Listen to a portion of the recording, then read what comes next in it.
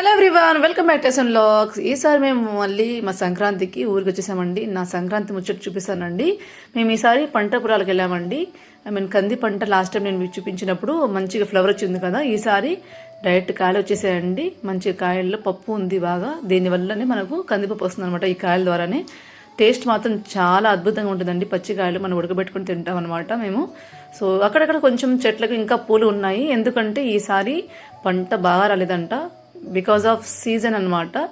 ఇక్కడైతే నేను మా పెళ్ళైతే చిన్న చిన్న చెట్ల నుంచి ఏదో ఫ్లవర్స్ తీసుకొచ్చింది. మళ్ళీ షూట్ చేయకుంటే వీడియో తీయకుంటే ఫీల్ అవుతుంది చెప్పేసి మంచి వీడియో తీశాను. చాలా బాగున్నాయి, బ్యూటిఫుల్గా ఉన్నాయని చెప్పేసరికి సంతోషపడిపోయి హ్యాపీగా వెళ్ళిపోయింది అనమాట.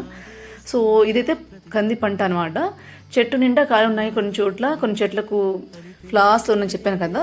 క్లైమేట్ క్లౌడీగా ఉండడం వల్ల, అకాల వర్షాలు సడన్గా వర్షం పడడం వల్ల సో ఈసారి పంట కొంచెం బాగాలేదని చెప్పారు. ఇదే అండి కంది పంట. సో చెట్టు నిండా కాయలు ఉన్నాయి కొన్ని ప్లేసెస్లో. ఇక్కడైతే మా పెద్ద పాప వస్తుంది చూసారా, ఏదో ఫారెస్ట్లో ట్రెక్కింగ్ చేసినట్టు వస్తుంది చెట్ల మధ్యలో నుంచి. అంటే వీళ్ళకి మేము ఫస్ట్ టైం ఇలాగా మాకు ఇలా పంట పొలాలు ఉన్నాయి, వాటిలో ఇలా కందిపప్పు వేస్తారు అన్నీ చూపించాను అన్నమాట, పంట పొలాలు మొత్తము.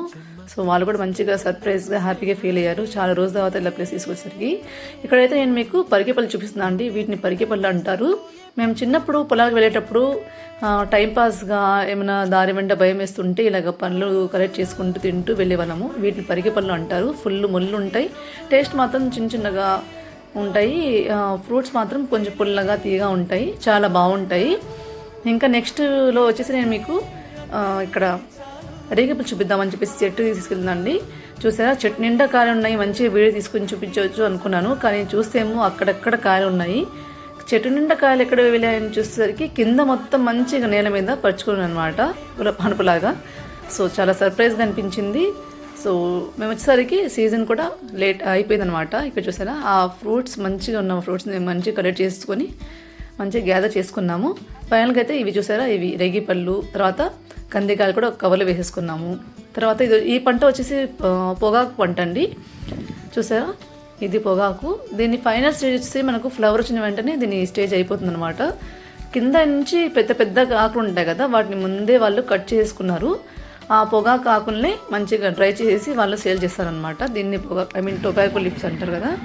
సో ఈ పంట కూడా మా పిల్లలకు చూపించాను, చాలా హ్యాపీగా ఫీల్ అయ్యారు. టొబాకో లీవ్స్ అని చెప్పేసి లెసన్స్ చెప్తారు కదా. సో ఈ చెట్లు ఇలా ఉంటాయి, కింద నుంచి ఆల్రెడీ ఆకులు తీసేసి వాళ్ళు డ్రై చేసుకుంటారు అనమాట.